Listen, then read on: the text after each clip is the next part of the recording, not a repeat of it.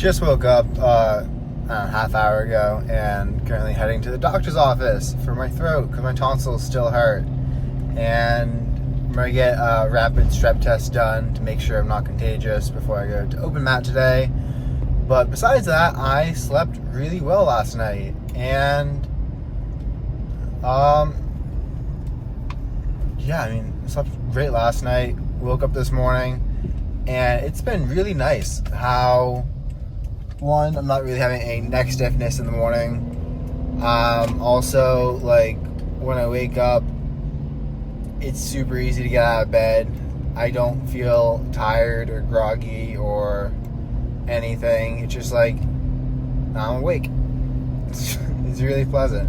I'm not sure if that's 100% got to do with Carnivore, but normally when I wake up in the morning, it takes my body a little longer to actually get with the program.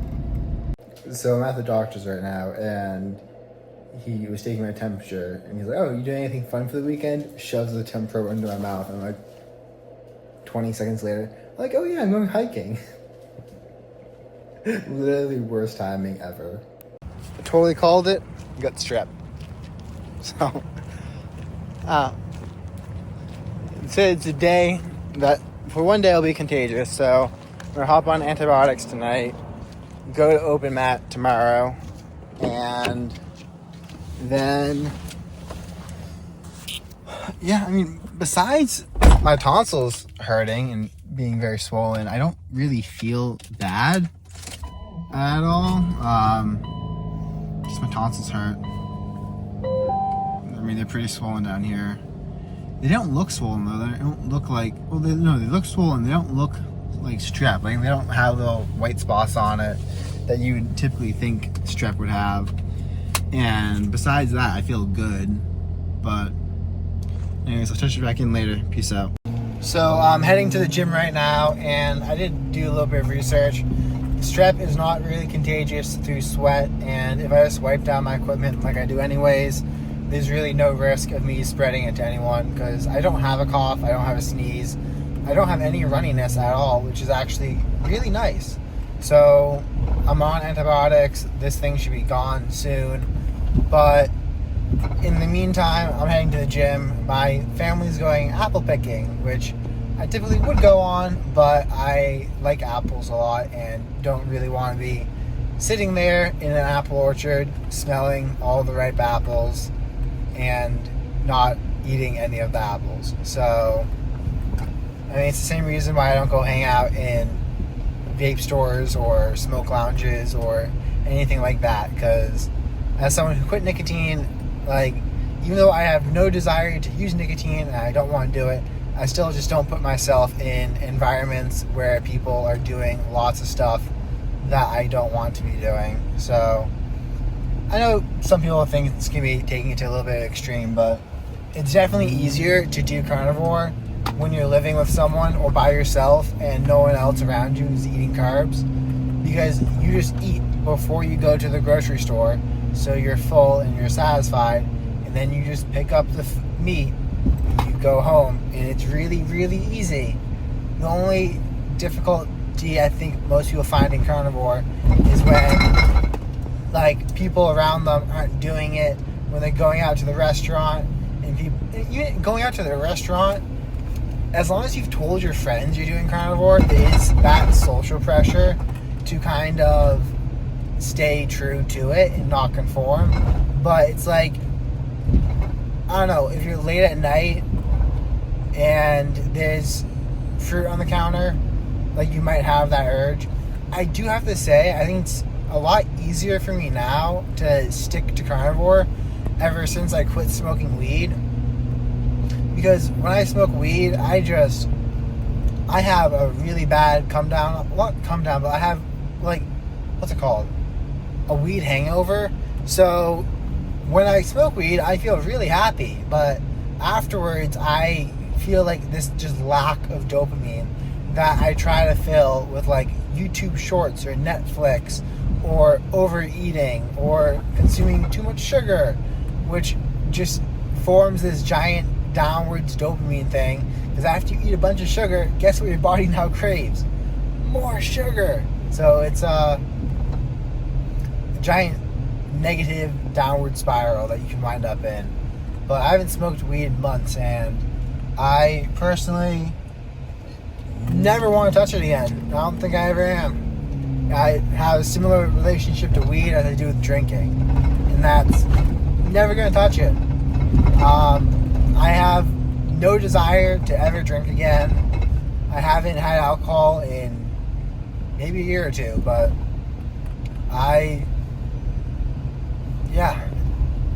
just happy without it. And once you achieve happiness without a substance. Quick side note while editing the video here, I've never had an issue with alcohol, but I've also really quickly discovered that I don't like it. I don't like how it makes me feel off the next day, and that you do not need it at all if you're going clubbing, dancing. You can like get that social lubrication just from like loosening up and like feeling the beat of the music. So yeah, I've never had an issue with alcohol, but I also don't really understand why I kind of understand why people do it, but I kind of just look at what alcohol is in people's lives who drink a lot, and I'm like, no thank you. Using it knowing that it's going to make you hooked, and coming from that negative relationship with it, I think makes it a lot more difficult for you to get hooked back to it. Because it's like, even with nicotine, never going to touch it. And why? Because I know that there's no such thing as just once. Like, if I ever smoke weed, then once you smoke weed, what you want to do is then smoke weed, because you can keep kicking that like dopamine come off down the road by just getting higher and higher and never really coming out of it days. Or you can kick that awful feeling of a hangover by just drinking the next day. So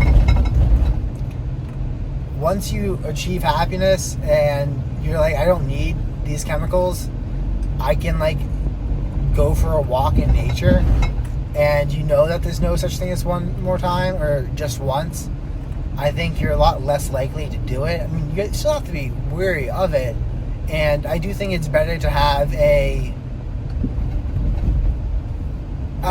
go a little crazy about it. Just like be a little nuts with yourself and take it to the extreme of not being in the presence of people who do activities you disagree with. Like, I can go to a club and hang out with my friends, and they can do shots, and I'm not doing shots, and I'll still hit the dance floor. But I have no issue with that. But I do choose to not hang out with people who vape, because I know in the past I've got sucked back into it, and I just don't want to do it. So the easiest way to do that is just not hang out with anyone who vapes. The easiest way to not get sucked back into weed is to not hang out with people who smoke weed. And it's very easy to just do that. To just tell your friends, hey, if we're smoking weed, I'm going to leave. Or you also just upgrade your friends. I mean, even though it sucks sometimes, like leaving people behind, like you have to take yourself and what's best for you into account, and maybe you moving on will inspire other people to also move on. But I know many people in college who would socially drink with their buddies, and these guys would put away like literal full recycling bins worth of, it's like 3 of them. They'd literally fill up a full recycling bin, I'm talking like a big ass trash bin, every single week with their empty liquor, beer bottles, and they were just socially drinking so that they wouldn't have to consider themselves alcoholics. But I mean, one of my friends said that he wanted to cut back on his drinking. I asked him why he was drinking. He's like, well, when I go and hang out with my friends, they're drinking. I'm like, dude, just don't hang out with those guys. Like, you don't need to do that. If you stop hanging out with them, you'll have time to find other friends. Like, go hang out with people at the gym, or go hang out with people at like a hunting club, or go on Facebook and just find people. There's so many soccer groups and sports groups on Facebook that you can just go join. Anyways, I'm gonna head and work out. My voice is a little weak today, but peace out. I got back from my gym today, had a good workout, did incline bench, weighted pull-ups, chin-ups, pistol squats, and some other leg workouts, and some ab workouts. But I feel good. Strength doesn't seem to really like have diminished, even though I am sick. My Whoop says my recovery is like at 50%, which I mean I'm normally around 90, like 85 to 90. So I'm definitely like taking it slightly easier. I didn't do any cardio. I'm gonna see what it says tomorrow, but I may or may not be going to open mat, even though I'm not contagious. And I was wiping my hands like non-stop at the gym with the sanitary wipes, even though I never touched my face, just to make sure. And I was wiping everything down just to make sure I didn't give strep to anyone else. But right now I'm heading out to go on a walk. I had dinner when I got home, and my advice to everyone is do not let your steaks go bad. I had a coffin freezer that I bulk purchased some steaks in, and I didn't know that it got unplugged, but because all the steaks was frozen, I was able to catch it in time. But the steaks aren't like bad, but they're just like, okay, the steaks are bad, but they're not like rancid or like, I don't know, I'm not going to toss out ribeye just because it doesn't necessarily taste as appetizing as it could.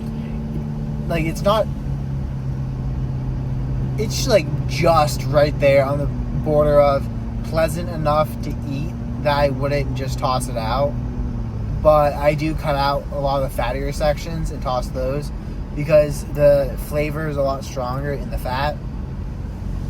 But yeah, keep those steaks frozen. I mean, if you really need to defrost it, you can always put a steak in a plastic bag and then use something to weigh it down and submerge it. Not hot water, you want to submerge it in like cool water, and it takes like 20 to 30 minutes submerged in cool water to actually defrost a steak from frozen.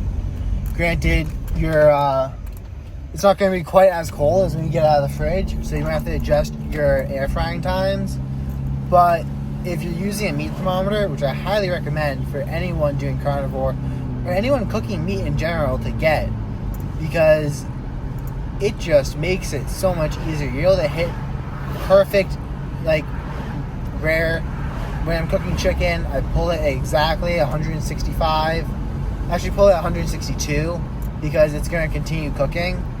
But it allows the chicken to be very juicy, and you don't wind up overcooking any of your meats.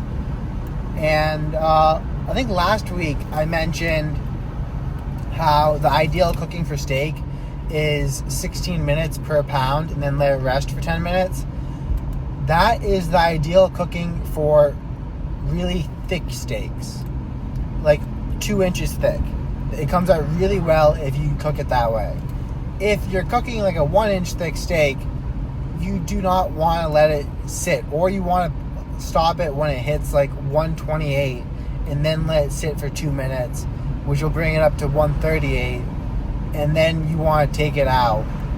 Because I made the mistake of turning it off when it hit 130 and then letting it sit for 10 minutes, and I basically ruined a good steak because it was not fun to eat. I did not enjoy eating it at all. I kind of was like, it's calories, it's meat, I'm gonna put it down the hatch.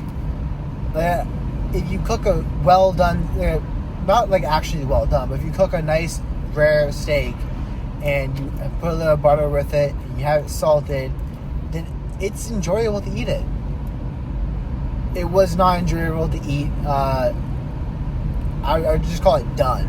Not well done or medium well, just done. Just like overcooked. I mean, you can easily ruin meat if you don't pay attention to it. So Anyways, I'm going for a walk, and I think this is day 9 or 10. Anyways, I'll put it down in the title below, but I'm feeling good. My tonsils are still swollen. I'm on antibiotics. I don't feel achy at all. I'm not sure if that has to do with Carnivore, but